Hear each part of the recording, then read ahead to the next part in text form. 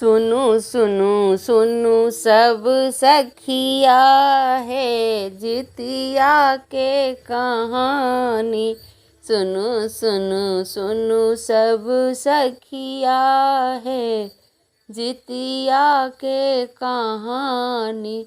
जितिया के महिमा बखानी है जितिया के कहानी। जितिया के महिमा बखानी है जितिया के कहानी। सुनु सुनु सुनु सब सखिया है जितिया के कहानी। सुनु सुनु सुनु सब सखिया है जितिया के कहानी। नहाए खाए के अजबे छै बतिया माछक संग संग मड़ुआ के रोटिया। नहाए खाए के अजबे छै बतिया माछक संग संग मड़ुआ के रोटिया। पूजै छै पितर पितरैन है मिथिला के जनानी। पूजै छथि पितर पितरैन है मिथिला के जनानी। सुनु सुनु सुनु सब सखिया है मिथिला के कहानी। सुनु सुनु सुनु सब सखिया है जितिया के कहानी। जितिया के महिमा बखानी है जितिया के कहानी। सुनु सुनु सुनु सब सखिया है जितिया के कहानी।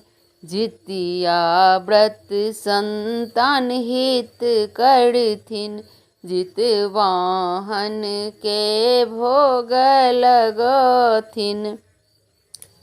जितिया व्रत संतान हित करथिन जितवाहन के भोग लगथिन।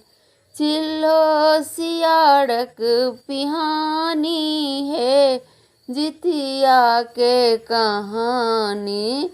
चिल्लो सियाड़क पिहानी है जितिया के कहानी। सुनु सुनु सुनु सब सखिया है जितिया के कहानी। जितिया के महिमा बखानी है जितिया के कहानी। सुनु सुनु सुनु सब सखिया है जितिया के कहानी। जितिया पाबन लगैया बड़े भारी करथिन ओठगन भर भर थारी। जितिया पाबन लगैया बड़े भारी करथिन ओठगन भर भर थारी।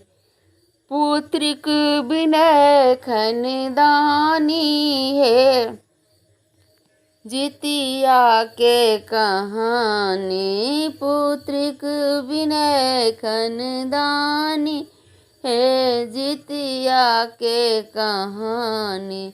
सुनु सुनु सुनु सब सखिया है जितिया के कहानी।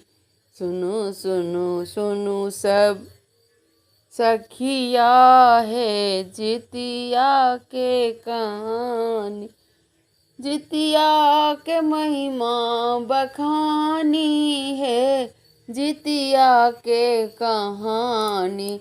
सुनु सुनु सुनु सब सखिया है जितिया के कहानी। सुनु सुनु सुनु सब सखिया है जितिया के कहानी। धन्यवाद।